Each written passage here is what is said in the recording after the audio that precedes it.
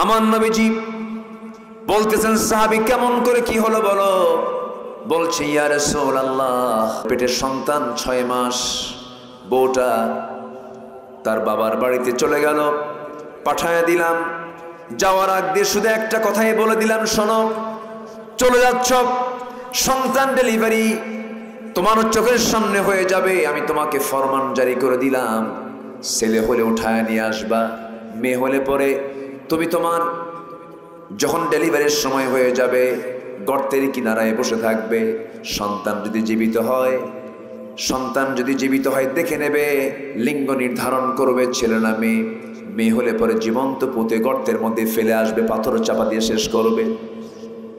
কিন্তু হুজুর, আমার চক্ষু আড়াল করে আমার স্ত্রীর মধ্যে মায়া হয়েছিল, মেয়ের সন্তান হওয়ার পরেও মায়া দয়ার কারণে সন্তানটাকে আমার চোখের আড়ালে আমাকে মিথ্যা কথা বলে সন্তানটাকে ধীরে ধীরে বড় করতে লাগলো। 6 বছর পূর্ণ হয়ে গেছে, কোনোদিন আমি তাকে দেখি নাই, সে আমাকে দেখে নাই।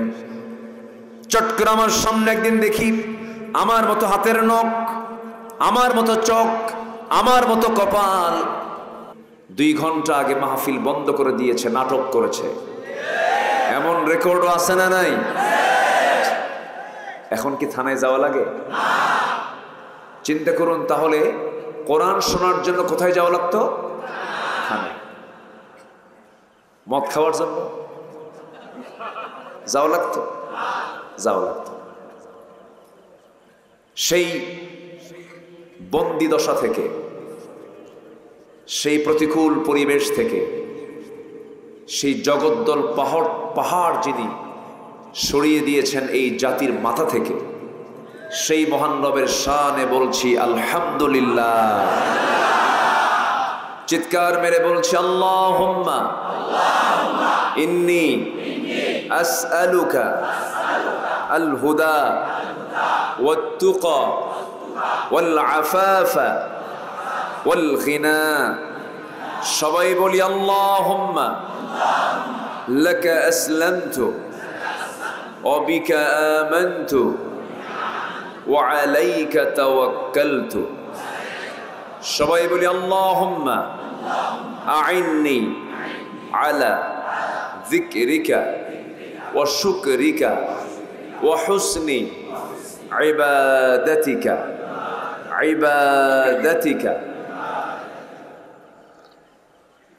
আমরা আল্লাহ তাআলার শুকর আদায় করে নিলাম। সম্মানিত হাজিরিন, সম্মানিত দ্বীনি ভাইরা, হাজার হাজার মানুষের এই সমাগম এটা প্রমাণ করে এই অঞ্চলের মানুষ কোরআন প্রেমী, ইসলাম প্রেমী, দ্বীন প্রেমী। সম্মানিত হাজিরিন, আমি যে খুব বেশি লম্বা সময় কথা বলবো তা নয়, নাতি দীর্ঘ কথা বলবো ইনশাআল্লাহ। শর্ত হচ্ছে, আমি একটু বলতে চাই, আমার দেশে কিন্তু ওয়াজ কম হয়নি জীবনে, যদিও তারা বন্ধ রেখেছিল, কিন্তু এরপরেও এই দেশে ওয়াজ মাহফিল মোটামুটি হয় কি হয় না বলেন? হয়। এখন তো মাহফিল ছিল, 16 বছর যে মাহফিল হয়নি তা না। একটা কথা আমি বলেই ফেলি,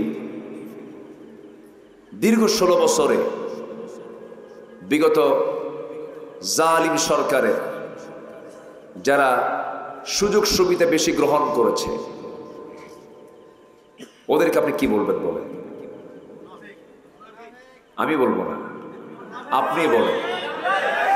বিগত 16 বছর ওই সরকার যদি জালিম হয়ে থাকে, জালিম কিনা বলেন? আস্তে, জালিম কিনা বলেন? আমি নাকি রাজাকার ছিলাম, আমার দেখে মনে হয় ঢাকা ইউনিভার্সিটির এই ছেলেরা, তারপরে গোটা পৃথিবী, গোটা দেশের বিভিন্ন বিশ্ববিদ্যালয়ের ছেলেরা, কেবল তারা অনার্সে পড়ে মাস্টার্স পরীক্ষা দিচ্ছে, বয়স কত হবে? 20, 22, 23, 24, 25, ওরাও রাজাকার। মানে কিছু হইলেই রাজাকার শব্দটা তারা লাগায় দিত, এটা ট্যাগ লাগায় দিত। সম্মানিত ভাইয়েরা, এত বড় জুলুম যারা চালালো, এই দীর্ঘ 16 বছর যারা জুলুমশাহী শাসনের আমলে যারা সর্বোচ্চ সুযোগ সুবিধা যারা গ্রহণ করেছে, এদেরকে কিন্তু মাথায় নেওয়া দরকার। আসতে বলবেন না, জোরে বলেন ঠিক কিনা? ওরা হচ্ছে ধূর্ত ভাইরাস, ওটা মারাত্মক ক্যান্সার, ওটা এটা সাবধানে থাকতে হবে। সম্মানিত ভাইয়েরা,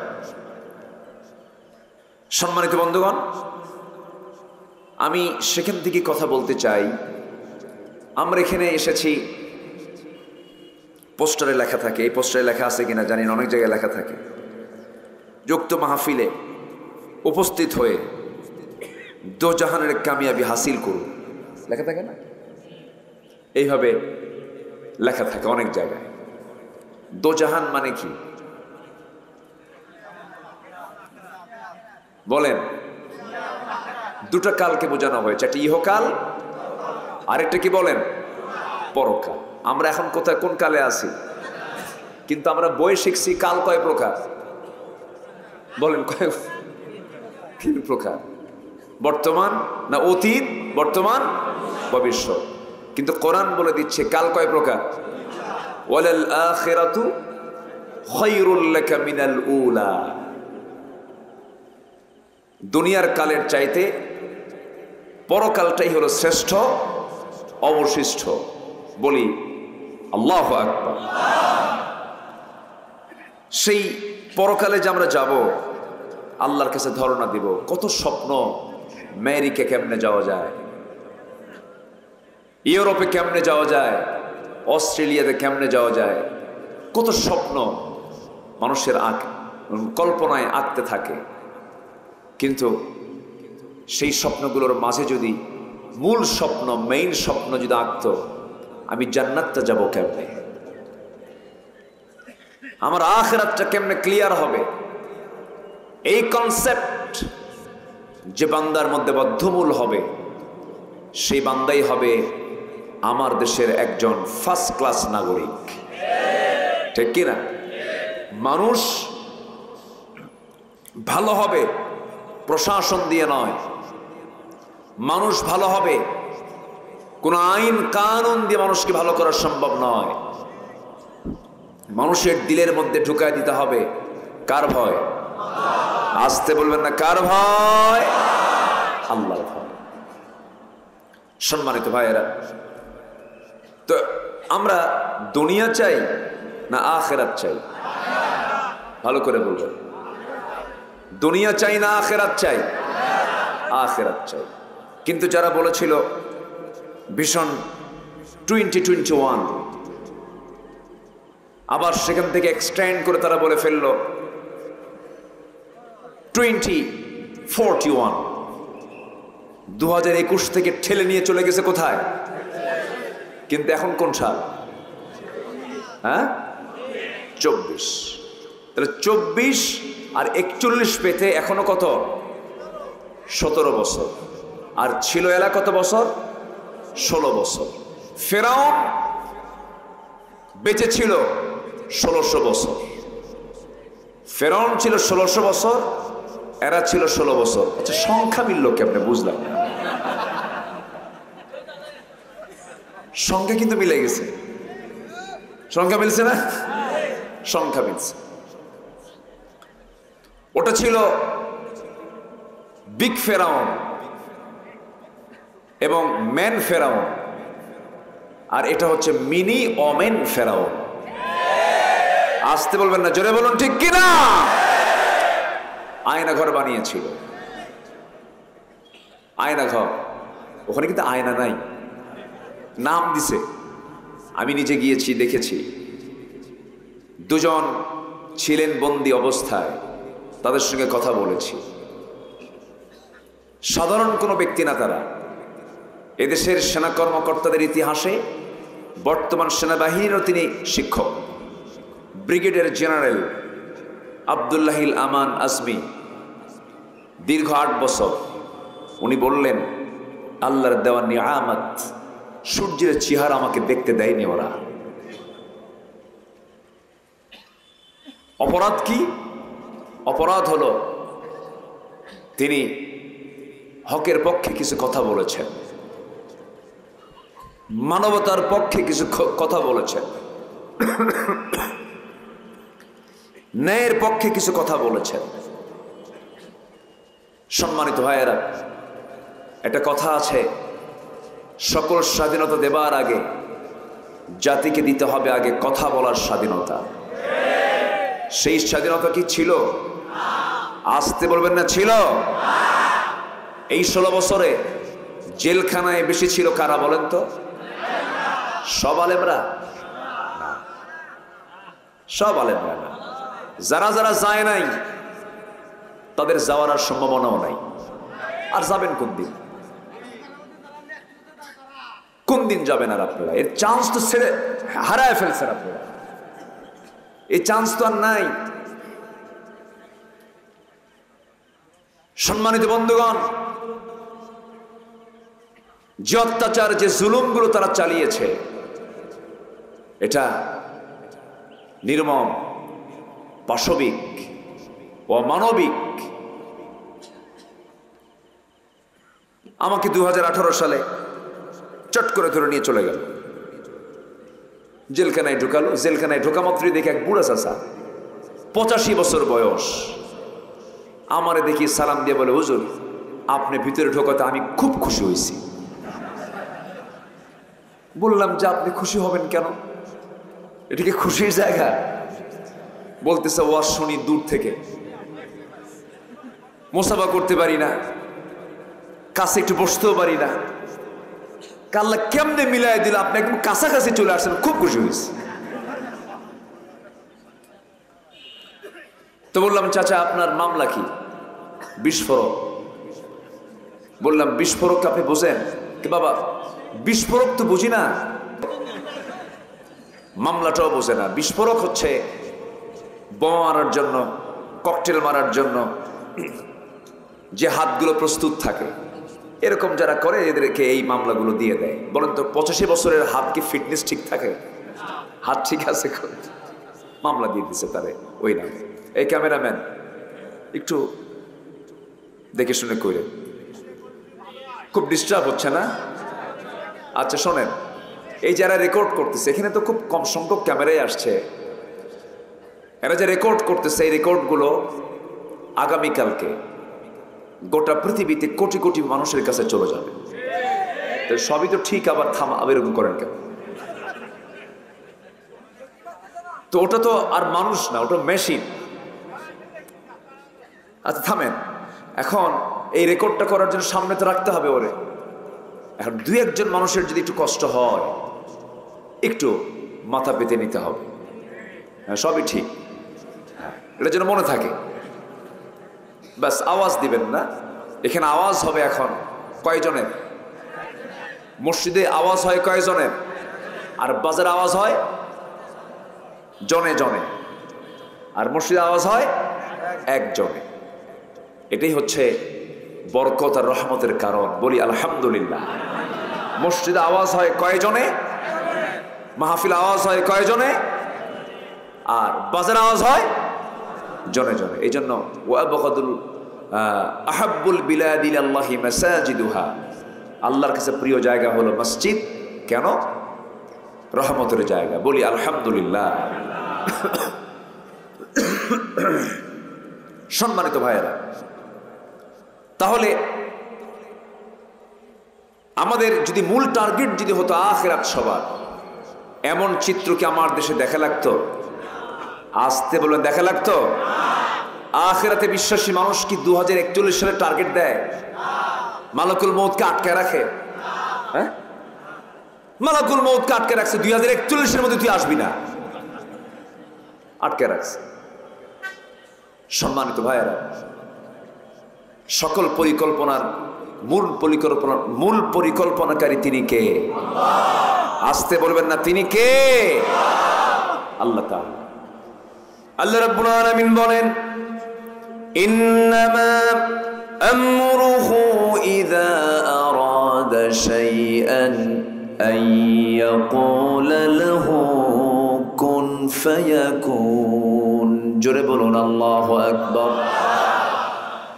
আল্লাহ রাব্বুল আলামিন যখন কোন কাজের সিদ্ধান্ত নেন, সিদ্ধান্ত বাস্তবায়নে বান্দার সময় লেগে যায়, মাস লেগে যায়, বছর লেগে যায়, গোটা জীবন লেগে যায়, তবুও টার্গেট ফিল আপ হয় না। কিন্তু আমার আল্লাহ বলেন, যখন কোন কাজের সিদ্ধান্ত আমি যখন নেই, শুধু বলি হয়ে যাও, সঙ্গে সঙ্গে মাইক্রো সেকেন্ডের আগে তা হয়ে যায়। জোরে বলি সুবহানাল্লাহ। তাই তো হয়ে গেল, তাই তো হয়ে গেছে। মাত্র টাইম পেয়েছিল 45 মিনিট, গুনে গুনে। দুপুরে ভাতটাও কিসমতে জোটে নাই। কেমনে জুটবে? মাসটা জুড়ে আমার আপনার সন্তানরা রাজপথে না খেয়ে মারা যাচ্ছে। ওদের খাওয়ার দরকার আছে না? রান্না হয়েছে একজনের জন্য, আর খাইছে আরেকজন যায়া। গণভবন সেদিন নামের হক আদায় হয়ে গেছে। গণভবন মানে হলো একা থাকার জায়গা নয়, গণ সবাই থাকবে। সেই দিন আর একা থাকে নাই। 5 অগস্টের বিকাল টু সন্ধ্যা পর্যন্ত একা না গণ, সব গিয়ে একদম যা ইচ্ছা তাই খাইছে, মাস্টার্স ধরেও আনছে। সম্মানিত ভাইয়েরা, সম্মানিত বন্ধুগণ, অনেক চিত্র আমরা দেখতে পেলাম। আল্লাহ তাআলা আছেন না নাই? আসতে বলবেন না, আল্লাহ তাআলা আছেন না নাই?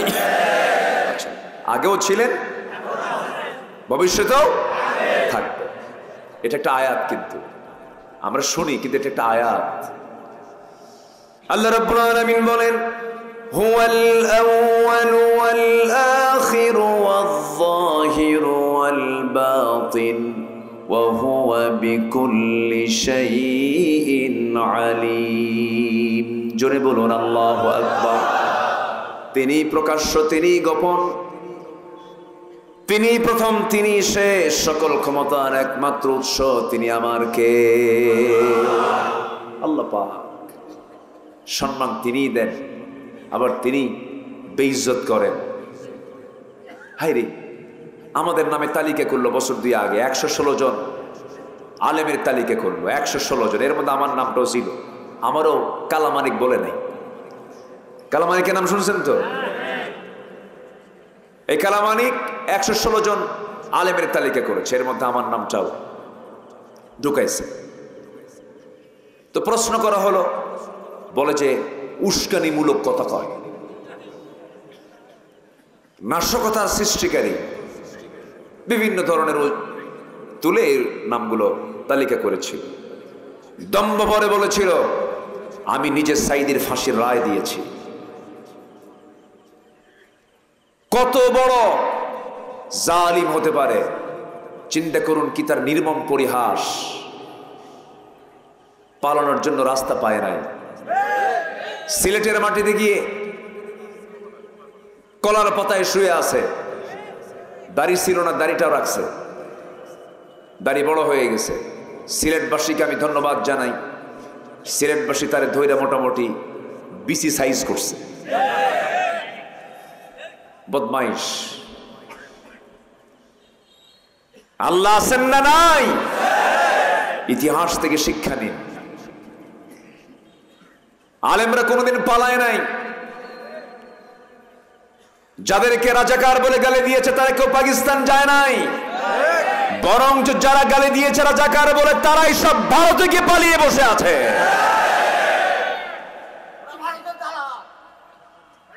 সম্মানিত ভাইয়েরা, সম্মানিত বন্ধুগণ, বাংলাদেশের নিকটবর্তী ইতিহাসে রাষ্ট্রপ্রধান পালিয়ে গিয়েছে এমন কোন ইতিহাস নিকটবর্তী ইতিহাসে নাই। কষ্ট পাচ্ছেন নাকি আপনারা? কতগুলো কি বলার দরকার আছে? আমরা জেল খাটবো, নামের তালিকায় নাম থাকবে, কথা কম না? হ্যাঁ, এখান থেকে সামান্য দূরে একটা মাহফিল ছিল আমির হামজার, মাহফিলে উঠতে দেয়নি, কথা বলতে দেয়নি। আমি শুনেছি। যারা কথা বলতে দাওনি তারা কোথায় আজকে? আসল জনই তো নাই। সম্মানিত ভাইয়েরা, বলেন তো আমার দেশ থেকে একটা আলেম পালাইছে? একটা আলেমের নাম বলেন। কেউ পালায় নাই। 2009 সাল, এখানে আলেম ওলামা বহু বসে আছেন। আমার জীবনের ফার্স্ট হজ 2009 সাল আমি গিয়েছিলাম। আল্লামা সাইদ রাহিমাহুল্লাহর শেষ হজ, উনি 2009 সালে ওনার শেষ হজটা তার হয়েছিল। এরপরে তো উনি গ্রেফতার হলেন।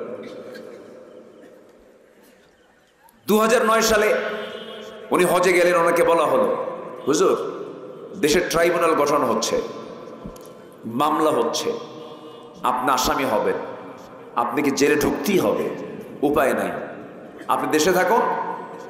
সৌদি গভর্নমেন্ট আপনাকে, যেহেতু রয়্যাল গেস্ট হয়ে আপনি হজে আসছেন, রয়্যাল গেস্ট থেকে শুধু আস্তে করে আপনাকে সৌদি আরব আপনাকে সিটিজেনশিপ দিয়ে দিবে, নাগরিকত্ব দিয়ে দিবে, আপনি থেকে যান এখানে। মুস্কে একখান হাসি মেরে বলে, সাইদি পালানোর জাত, সাইদি পালায় না।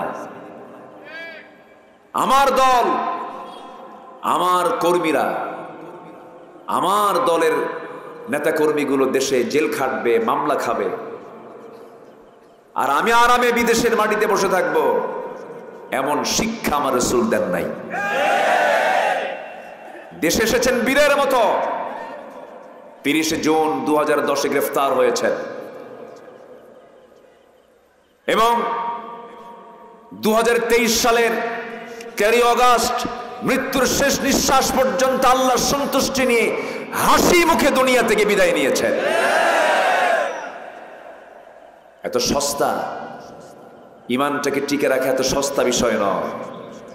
যেদিকে বৃষ্টি সেই দিকে ছাতা, আল্লাহ বোঝে মনের খবর।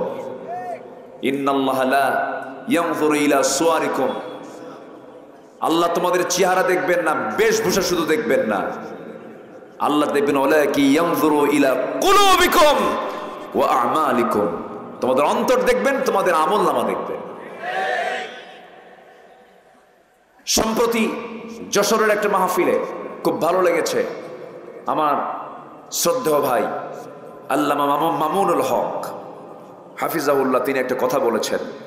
আপনার আল্লামা সাইদিকে শুধু পাখি হিসেবে চেনেন কোরআনের না, উনি হচ্ছেন ইমামে আজম আবু হানিফার যোগ্য উত্তরসূরি। আবু হানিফা জেল খেটেছেন 8 বছর, বিষ প্রয়োগ করে তাকে হত্যা করা হয়েছে জেলখানার ভিতরেই। আল্লামা সাইদিকে 13 বছর বিনা কারণে জেলখানা আটকে রেখে পয়জনিং করে হসপিটালে নিয়ে তাকে হত্যা করা হয়েছে।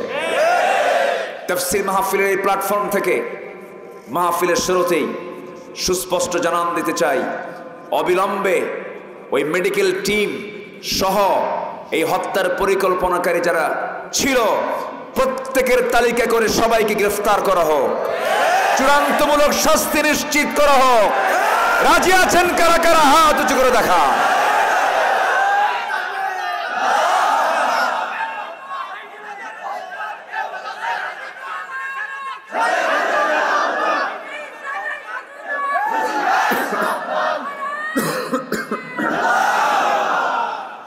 আল্লাহ কবুল করুন, জোরে বলে আমিন, আরো জোরে আমিন।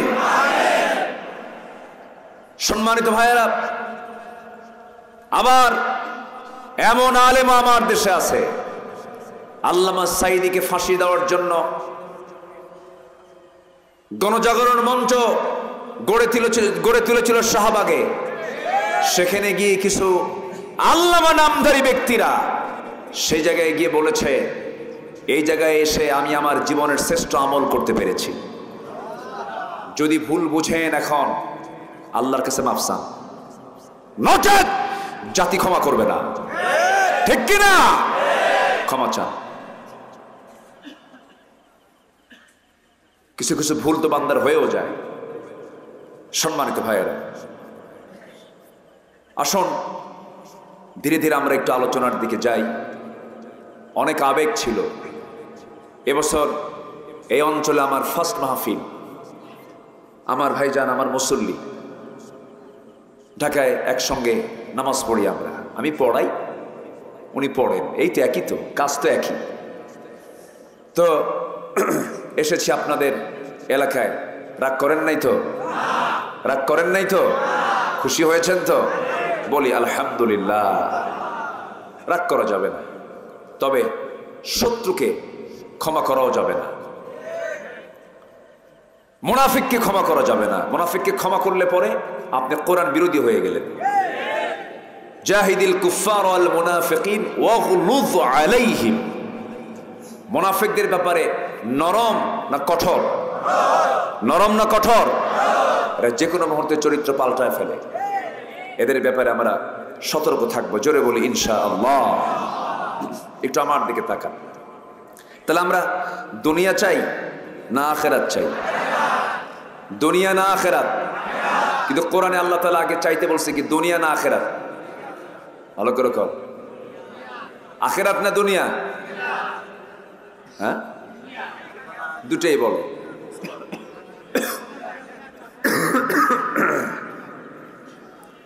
একটু ঠান্ডা লাগছে, বুকে খুব কফ জমেছে, এই যে ঠান্ডা গরম। একটু দোয়া করবেন না আমার জন্য ইনশাআল্লাহ। কিন্তু আল্লাহ রাব্বুল আলামিন দুনিয়ার হাসানার কথা আগে বলে দিয়েছেন। যারা পারেন ঠোঁট মিলিয়ে বলুন রব্বানা আতিনা ফিদ দুনিয়া হাসানাতাও ওয়া ফিল আখিরাতি হাসানাতাও ওয়া কিনা আযাবান নার ওয়াজআলনাল জান্নাতা মাআল আবরার। জোরে বলুন আল্লাহু আকবার। আয় আল্লাহ তাআলা, তুমি আমাকে দুনিয়ার হাসানা দিয়ে দাও, এরপরে জাহান্নাম থেকে বাঁচাও। আখিরাতের হাসানাও তুমি আমাকে দিয়ে দাও। দুনিয়াকে সুন্দর করব আমরা, আখিরাতটা সুন্দর পেয়ে যাব। দুনিয়াটা সুন্দর হয়ে যাবে, আখিরাতটা সুন্দর হয়ে যাবে। দুনিয়াটাকে সুদ দিয়ে সাজাবো, দুনিয়াটাকে মদ দিয়ে সাজাবো, দুনিয়াটাকে জেনা দিয়ে সাজাবো, দুনিয়াকে মিথ্যা দিয়ে সাজাবো। দুনিয়া তখন সুন্দর থাকবে না, সুন্দর হয়ে যাবে। বলেন কি হয়ে যাবে? অসুন্দর হয়ে যাবে। জিকির করি লা ইলাহা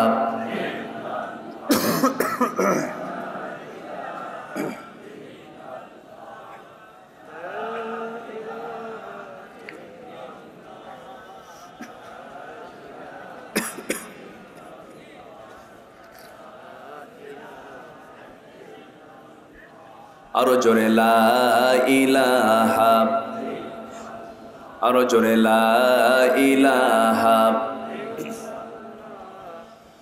লা ইলাহা ইল্লাল্লাহু মুহাম্মাদুর রাসূলুল্লাহ সাল্লাল্লাহু আলাইহি ওয়াসাল্লাম। দুনিয়াকে আমরা সুন্দর করে সাজায় নেব, আখিরাতটাও সুন্দর হয়ে যাবে। দুনিয়া জেনার জায়গা নয়, দুনিয়া মদ্যপানের জায়গা নয়, দুনিয়া সুদ খাওয়ার জায়গা নয়। কিন্তু দুঃখজনক হলেও সত্য, আমার দেশে এই সমস্ত অপকর্মের পরিমাণ কম না বেশি? আমি কি আলোচনা করব? তো এরকম লাইন ধরলো কেন সবাই? এই যে কিছু কিছু লাইন কোথায় আবার আসবে? ও মানে অনেক আগে বসার কারণে চাপচুপ লাগছে। ও আচ্ছা, আবার আসবে তারা। কিন্তু এইরকম করলে তো সমস্যা। একটু মাহফিলের শৃঙ্খলা একটু হলেও একটু হ্যাঁ দেখতে একটু বেমানান হয়। আমরা চেষ্টা করব শেষ অবধি দোয়া পর্যন্ত একটু কষ্ট করে থাকবো। জোরে বলি ইনশাআল্লাহ, আরো জোরে বলি ইনশাআল্লাহ।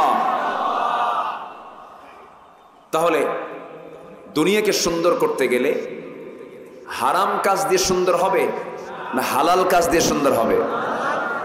হালাল কাজ দিয়ে। আচ্ছা, হারাম খাবারের পরিমাণ বেশি না হালাল খাবারের পরিমাণ বেশি? হ্যাঁ, কি বলল?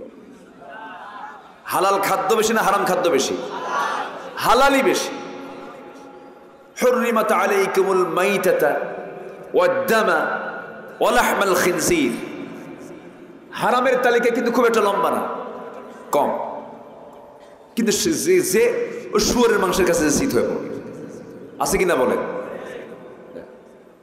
আল্লাহ বলতেছে তুই আঙ্গুর খা, আঙ্গুর খেতে কোনো সমস্যা নাই, কিন্তু বান্দা কি করে জানেন? আঙ্গুরটা পচায়া বাসি বানায়া মদ করে খায়। অর্থাৎ যে মাটিতে বসে আছেন, এই মাটিতে যদি পানি ফেলা হয় কি হয়ে যায়? কাদা হয়ে যায়। এই কাদা মাটি যদি আপনার মুখে মারা হয়, আপনি কি মরে যাবেন? না। কিন্তু এই কাদাকে যদি আবার ব্রিক ফিল্ডে নিয়ে, ইট ভাটায় নিয়ে পোড়ায়া যদি আপনার মুখে মারা হয়, রক্তাক্ত হয়ে যাবেন, মরে যাবেন। Just process. আল্লাহ বলছেন আমি তোমার জন্য আঙ্গুর দিয়েছি, পান করো, কিন্তু এটাকে প্রসেস করো না, এটাকে পচায়ও না। ওয়ান্তুম সুকারা ইন্নামাল খামরু ওয়াল মাইসিরু ওয়াল আনসাব ওয়াল আজলামু রিজসুম মিন আমালিশ শাইতান। এগুলো সব শয়তানের কাজ, এগুলো খাওয়া যাবে না, এগুলো পান করা যাবে না, এগুলো হচ্ছে হারাম। তিনটা W, war, women and wine. War মানে যুদ্ধ, ওমেন মানে নারী, আর ওয়াইন মানে হচ্ছে মদ। এই তিনটা নারী নিয়ে আজ পৃথিবীর অধিকাংশ দেশগুলো ব্যস্ত হয়ে পড়েছে, ঠিক কিনা বলেন? এই তিন বিষয় কি নেই আরবের সেই আইয়ামে জাহেলিয়াতের সেই কোরাইশরা অসভ্য বর্বর যুগেও এই তিনটা জিনিসকে নিয়ে তারা ব্যস্ত ছিল। তাহলে আগে ছিল হলো ওল্ড জাহেলিয়াত, এখন হলো নিউ জাহেলিয়াত। আগের যুগে মেয়ের সন্তান হলে জীবন্ত পুঁতে মারত, আর এখন মেয়ের সন্তান পৃথিবীতে আসতেই দেয় না। কি আমার কথা কি বুঝতেছেন আপনারা? মেয়ে সন্তান আসতেই দেয় না, যায় টেস্ট করে, টেস্ট করে যদি দেখে যদি মেয়ে সন্তান, ওখানেই ভ্রণটাকে নষ্ট করে ফেললো। তাহলে এটা কি ছোটখাটো অপরাধ না অনেক বড় অপরাধ? এগুলো অপরাধ তো আমার দেশে নাই। আসতে বলবেন না আছে না নাই? তাহলে তারা করতে এক ভাবে, এবার হয়ে এখন বর্তমান পৃথিবীতে হয়ে গেছে হচ্ছে আপডেট ভার্সন, মানে আলাদা হবে এই প্রসেসগুলো হচ্ছে। বরঞ্চ আইয়ামে জাহেলিয়াতকেও হার মেনে দিয়েছে আজকের পৃথিবী। আমরা ইতিহাসে কোথাও পাইনি, যারা ইতিহাসের ছাত্র ছিলেন কেউ দেখাতে পারবেন না, কেউ দেখাতে পারবেন না যে আরবের ওই বর্বর যুগের মানুষগুলো 3.5 বছরের কোনো শিশুকে ধর্ষণ করেছে। এটা পাবেন না, নাই।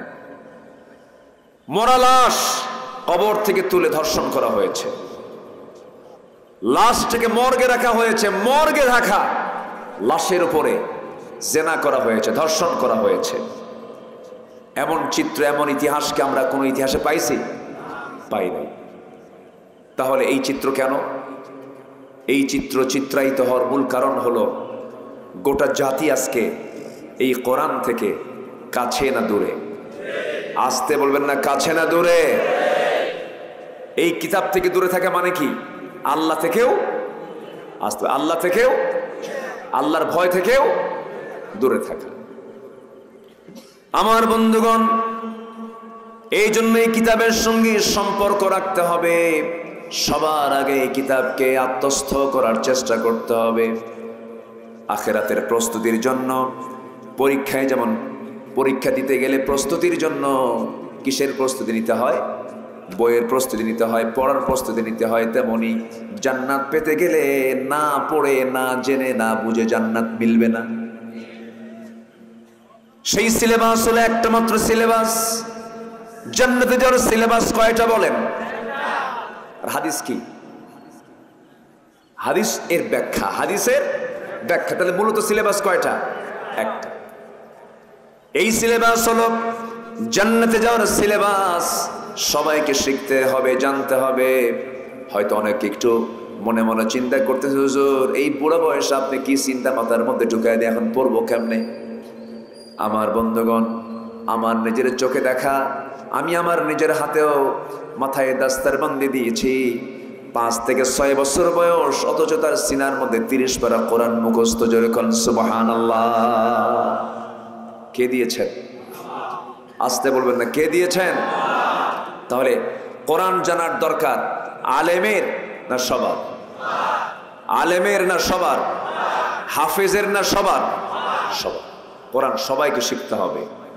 কোরআনের মাহফিলে এটা আমার 1 নম্বর আহ্বান, আমরা শিখে নেব কোরআন। জোরে বলি ইনশাআল্লাহ। যে সিলেবাস আমরা 53 বছর পাইছি, এই সিলেবাসে জাতির কিছুই হয় নাই। তার বড় প্রমাণ হলো পদ্মা সেতুর মতো একটা বিশাল বড় সেতু উদ্বোধন হলো। সে উদ্বোধনী তেলাওয়াতে এমন তেলাওয়াত করছে শয়তান অসন্তুষ্ট। শুনছেন কিনা জানি না, মনে আছে কিনা আপনাদের? সূরা রহমান তেলাওয়াত করছিল পদ্মা সেতুর উদ্বোধনে। এমন তেলাওয়াত, ওই তেলাওয়াত শুনে কোরআন তো রহমত দেবে না, কোরআন ওর উপর আরো গজব চাবে। রুব্বা কারিন লিল কোরআনি ওয়াল কোরআনু ইয়ালআনুহু। তাহলে দশা কেন হলো? অথচ যে তেলাওয়াত করেছে সে একজন বিসিএস ক্যাডার। ওরা চেয়েছিল কোনো আলেমকে দিয়ে তেলাওয়াত করাবে না। বোঝেন নাই? দেশে, আমার দেশে কি হাফেজের সংখ্যা কম? এটা কি সরকারি উদ্যোগ না জনগণের উদ্যোগ? ভালো করে বলবেন কিন্তু। এই দেশের হিফজ মাদ্রাসা, এই দেশের কওমি মাদ্রাসাগুলো এবং ব্যক্তিগত উদ্যোগে কিছু প্রাইভেট মাদ্রাসাগুলো, মসজিদগুলো সরকারি টাকায় চলে না জনগণের টাকায় চলে? দোয়া করেন আল্লাহ যেন এমন একটা পরিবেশ দিয়ে দেন, এইরকম ওয়াজ মাহফিল, মসজিদ, মাদ্রাসা জনগণ থেকে টাকা যেন না নিয়ে নাও লাগে, সরকার থেকে যেন সব এগুলো ব্যবস্থা হয়ে যায়। এমন একটা পরিবেশ আসুক। সবাইকে আপনারা চান না? সবাই চান না? আপনারা সবাই চান না? আল্লাহ কবুল করুন, জোরে বলি আমিন। সম্মানিত ভাইয়েরা, এখন সে যুগের মানুষ কত ভয়ঙ্কর ছিল, আমরাও ভয়ঙ্কর কম নই। ছোট্ট একটি ইতিহাস আমার মনে পড়লো। মাহফিলে কি মা বোনরা আসছে? আছে তো না? মায়েরা আছে তো? বসার ব্যবস্থা করেন না মাদের? আচ্ছা, মাদেরও কোরআন শোনার, কোরআন বোঝার কিন্তু একটা পরিবেশ তৈরি করে দেওয়া উচিত। পর্দার নিয়ম রক্ষা করে মেয়েদের কোরআন শোনার দরকারও আছে না নাই বলেন তো? আচ্ছা, আমার নবীজি কিন্তু বয়ান করেছেন, ইয়া মা'শারান নিসা, হে নারী সমাজ, তাসাদ্দাকনা, বেশি করে দান করো, ফাইন্নী উরিতুকুন্না, আমাকে দেখানো হয়েছে। তখন মহিলার ভিতর থেকে আবার পাল্টা প্রশ্ন করছেন, কেন ইয়া রাসূলুল্লাহ? এটার জবাবটা আমাদের একটু জানিয়ে দেন। আমার রাসূলও মেয়েদেরকে লক্ষ্য করে, নারী সমাজকে লক্ষ্য করে তিনি বয়ান করেছেন। এমন হাদিস আছে না নাই? আচ্ছা, সম্মানিত ভাইয়েরা, তো আমি ছোট্ট একটি ইতিহাস আমার মনে পড়ল। আমার নবীজির জন্মের আগের একটা ঘটনা, আমার নবীজির জন্মের পরের কিছু ঘটনা। আমার নবীর কাছে এক সাহাবী এসে হাউমাউ করে হঠাৎ করে কান্দে, কিন্তু কিচ্ছু বলে না। আমার রাসূল বলছেন, সাহাবী তুমি কি ইসলাম কবুল করে ভুল করছো নাকি? এত কান্দো কেন? কিছু বলো না।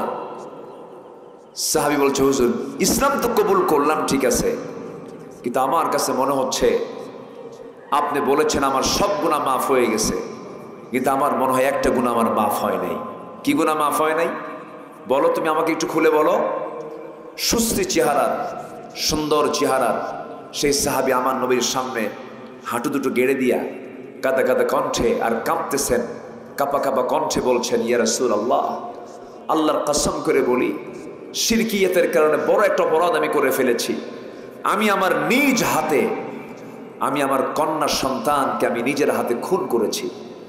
আমার মনে হয় আল্লাহ তাআলা আমার এই গুনাহটা মাফ করবেন না। আমার নবীজি বললেন, শুনেছি বহু, কিন্তু তোমার সামনে থেকে আজকে আমি এটা শুনতে চাই। আমার নবীজি শুধু বলতেন না, তিনি শুনতেন আবার বলতেন, মানুষকে বলার সুযোগও দিতেন। আমাদের সমাজে কিছু লোক আছে শুধু কয়, বলার কোনো চান্স নাই। এরকম কিছু লোক আছে না? আছে। তো এই সাহাবী এক পর্যায়ে বলেই ফেললেন। আমার নবীজি বলতেছেন, সাহাবী কেমন করে কি হলো বলো? বলছে, ইয়া রাসূলুল্লাহ, পেটের সন্তান 6 মাস বউটা তার বাবার বাড়িতে চলে গেল, পাঠায় দিলাম। যাওয়ার আগ দিয়ে শুধু একটা কথাই বলে দিলাম, শোনো, চলে যাচ্ছ, সন্তান ডেলিভারি তোমার চোখের সামনে হয়ে যাবে, আমি তোমাকে ফরমান জারি করে দিলাম, ছেলে হলে উঠায় নিয়ে আসবা, মেয়ে হলে পরে তুমি তোমার যখন ডেলিভারির সময় হয়ে যাবে গর্তের কিনারায় বসে থাকবে। সন্তান যদি জীবিত হয় দেখে নেবে, লিঙ্গ নির্ধারণ করবে ছেলে না মেয়ে। মেয়ে হলে পরে জীবন্ত পুঁতে গর্তের মধ্যে ফেলে আসবে, পাথর চাপা দিয়ে শেষ করবে। কিন্তু হুজুর, আমার চক্ষু আড়াল করে আমার স্ত্রীর মধ্যে মায়া হয়েছিল। মেয়ের সন্তান হওয়ার পরেও মায়া দয়ার কারণে সন্তানটাকে আমার চোখের আড়ালে আমাকে মিথ্যা কথা বলে সন্তানটাকে ধীরে ধীরে বড় করতে লাগলো। 6 বছর পূর্ণ হয়ে গেছে, কোনোদিন আমি তাকে দেখি নাই, সে আমাকে দেখে নাই। চট করে আমার সামনে একদিন দেখি আমার মতো হাতের নখ, আমার মতো চোখ, আমার মতো কপাল।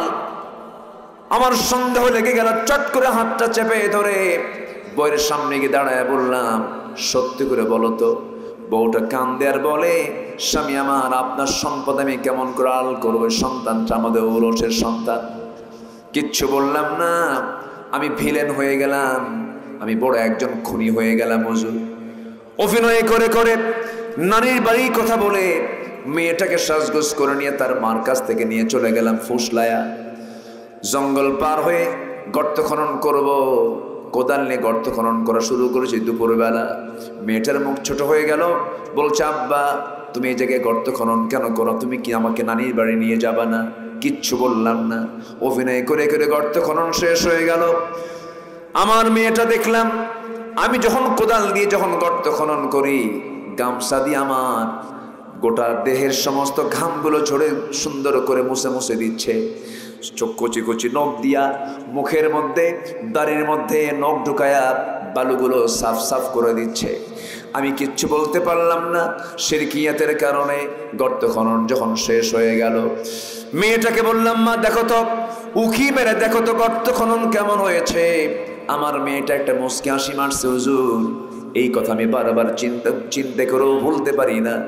যখন গর্তটাকে উকি মেরে যখন দেখতে লাগলো, পিছন দিকে চলে আসলাম, এমন জোরে ধাক্কা মারলাম, এক ধাক্কায় গর্তের মধ্যে গিয়ে পড়ে গেল উপর হয়ে। চিত হয়ে দুটো হাত এক জায়গায় করে বলছে, বাবা বুঝতে পেরেছি আমার মার কথাটা সত্য হয়ে গেছে, তুমি আজকে আমাকে মেরে ফেলার জন্য নিয়ে আসছো। আমি মেয়ে হয়ে জন্মগ্রহণ করেছি। আব্বা তোমার কাছে করজোরে বিনতি জানাই, আল্লাহর কসম করে বলি, তোমার কাছে আমি প্রাণ ভিক্ষা চাচ্ছি, একটা বারের জন্য জীবন ভিক্ষা দিয়ে দাও, জীবনে ভিক্ষা করে খাবো, কিন্তু তোমার সামনে আমি মুখ দেখাবো না। এতবার বললাম, আমাকে দিল পরিমাণ চুল পরিমাণ কোনো মহব্বত জাগ্রত হলো না। হাতের মধ্যে পাথর নিয়ে আসলাম, পাথরটা দিয়ে তার বুক বরাবর মেরে দিলাম, ফিঙ্কি দিয়ে রক্ত বের হয়ে গেল। মাটি চাপা দিয়া, বাঁশ চাপা দিয়া, মাটি চাপা দিয়া, বালু চাপা দিয়া, পাথর চাপা দিয়া জনমের মতো আমি আমার নিজেদের সন্তানকে খুন করে আসলাম। হুজুর, ইয়া রাসূলুল্লাহ, কি আমি দিন গ্রহণ করেছি, কিন্তু এত বড় অপরাধ আমি করলাম, আল্লাহ বুঝে আমার এই অপরাধটা মাফ করবেন না। আমার রাসূল সঙ্গে সঙ্গে বলছেন, ও আমার প্রিয় সাহাবী, তুই যে কাজটা করেছিস, নির্মম কাজ করেছিস, পাষাণমূলক কাজ করেছিস, বিশাল বড় হৃদয়হীন কাজ করেছিস, কিন্তু ঈমান তেমন একটা বিষয়ের নাম, ঈমান আনার সঙ্গে সঙ্গে তোর সমস্ত পূর্বের সকল গুনাহ আল্লাহ রাব্বুল আলামিন মাফ করে দিয়েছে। জোরে বলিস সুবহানাল্লাহ, আরো জোরে বলিস সুবহানাল্লাহ। ঈমানের দাম আছে না নাই বলেন? আসতে বলবেন না, আছে না নাই? এই অসভ্য মানুষগুলোকে সভ্য বানিয়েছেন। মদের বোতলটা তাদের বেশি থাকতো পানির চাইতে আরবের লোকদের ভিতরে, সেই লোকগুলোকে আল্লাহওয়ালা বানায় দিলেন। সেই লোকগুলো হলো পৃথিবীর সেরা মানুষ। গোটা পৃথিবীর কিয়ামত পর্যন্ত আবু বকরের মতো একটা লোক পাবে নাকি? আসতে বলে পাবে? ওমরের মতো পাবে নাকি? আলীর মতো পাবে নাকি? ওসমানের মতো পাবে নাকি? সব তারা মক্কার মানুষ। কোথাকার মানুষ বলেন? মক্কার মানুষ। কেন ভালো হলেন? কি জন্য ভালো হলেন? কি দিয়া ভালো হলেন? আমার নবীজির বয়স ছিল মোট 63 বছর 9 ঘন্টা।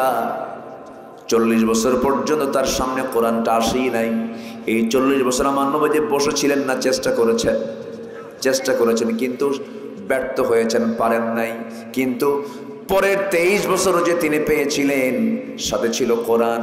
যা করেছেন সেখানেই তার সফলতা এসেছে। জোরে বলি সুবহানাল্লাহ। কি দিয়া? আসতে বলবেন না, কি দিয়া? কোরআন দিয়া। সেই কোরআন যদি আমরাও ধরি, আমরা বিফল হব না সফল হব? বিফল হব না সফল হব?